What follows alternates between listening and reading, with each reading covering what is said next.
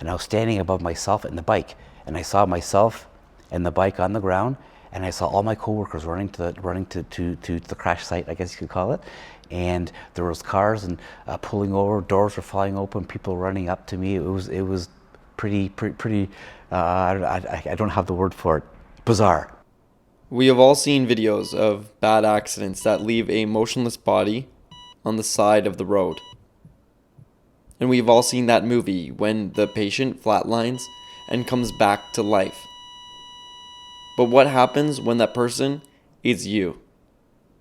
Today's story is about Jay Dukeshire, a former Ducati motorcycle technician and a former dead man.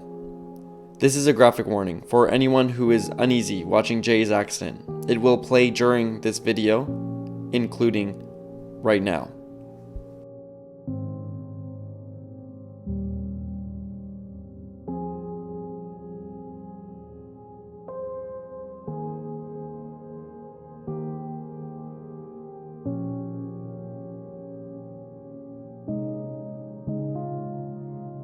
Following this motorcycle accident on May 9th, 2009, Jay was rushed to the hospital, where he flatlined 3 times. An informal term for the state of a person whose medical monitoring equipment shows a flat line rather than the normal peaks and troughs.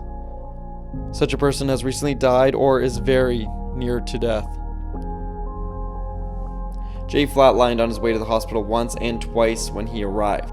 However, he fell into a coma, and his family learned that he would likely not live. Fortunately for Jay, his story did not end there. And today, we'll find out the meaning of life to a flatliner. And of course, my dad's driving from work, and he's thinking that I fell down and I broke my ankle or something. He had no idea, right? And he gets to the hospital, he meets my mom and my dad are walking down the hallway. Are you Mr. and Mrs. Dukeshire? And Dad's like, yeah. He goes, okay, come on in.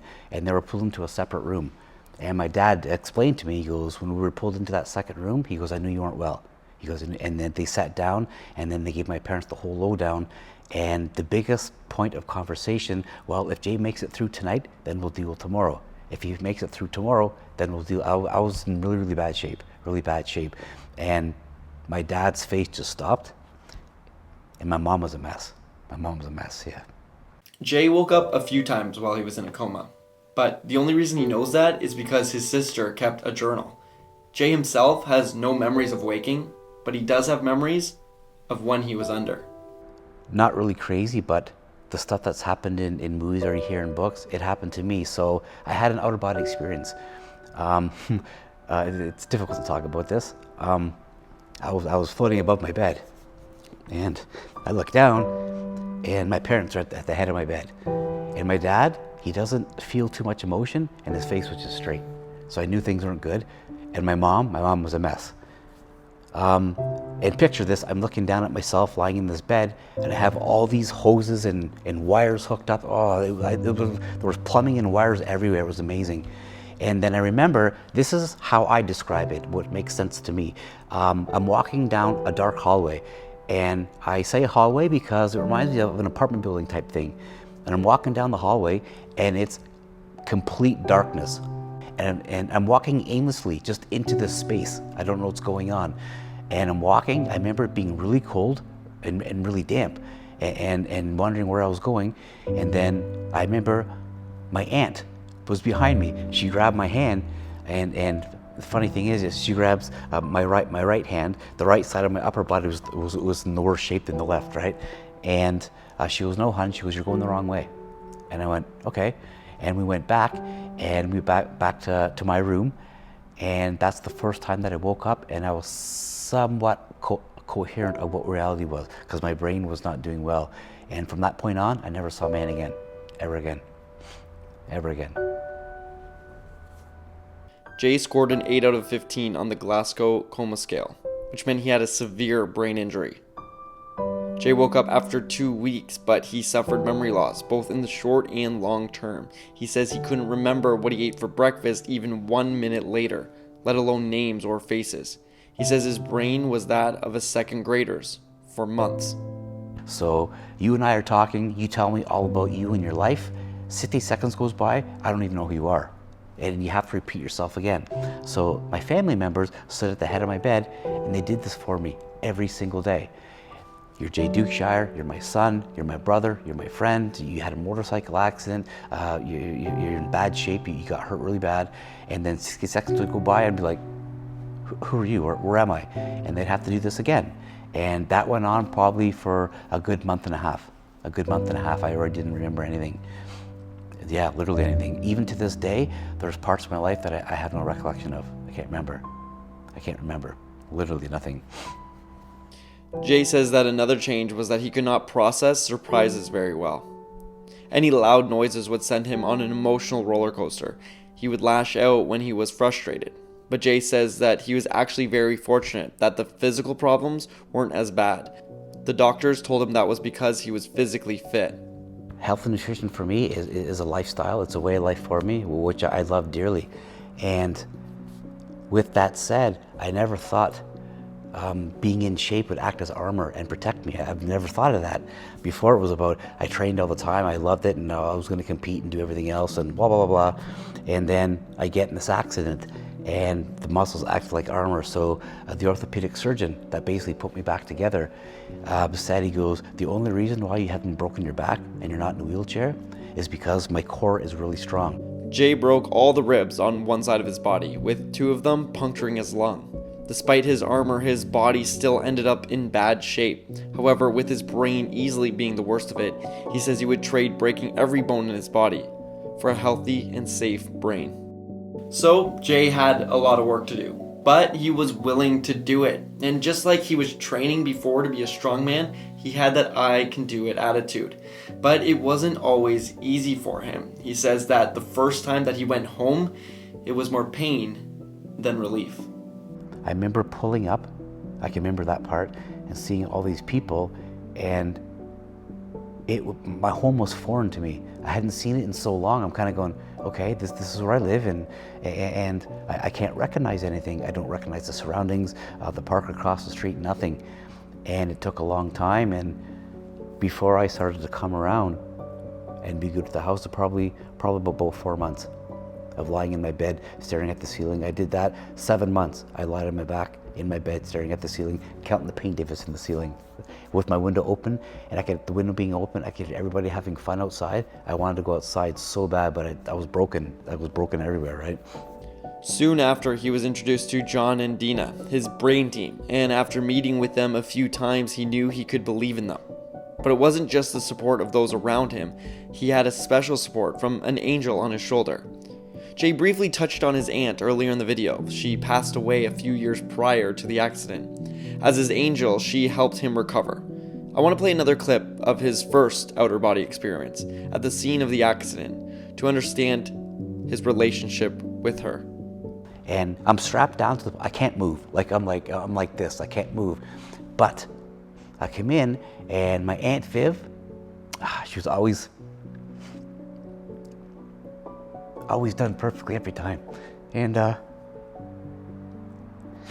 remember going back of the ambulance, and I smelled my aunt's cologne, her perfume.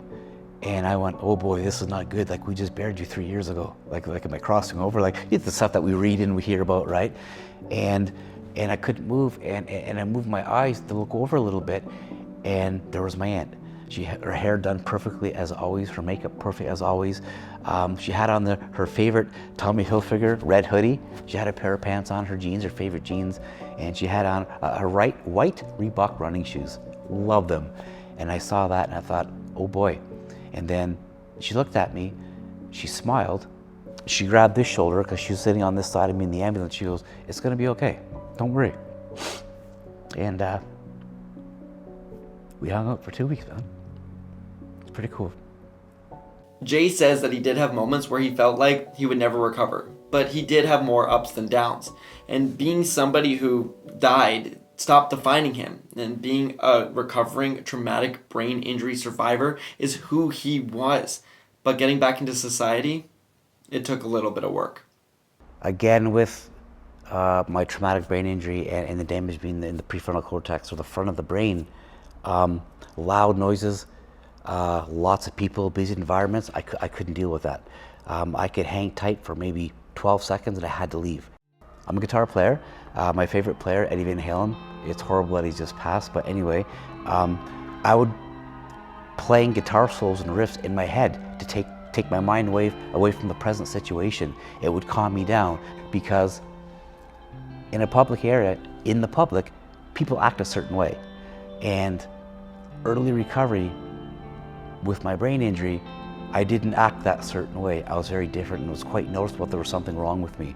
So what I do, again, go back to this coping mechanism with the guitars and stuff in my head.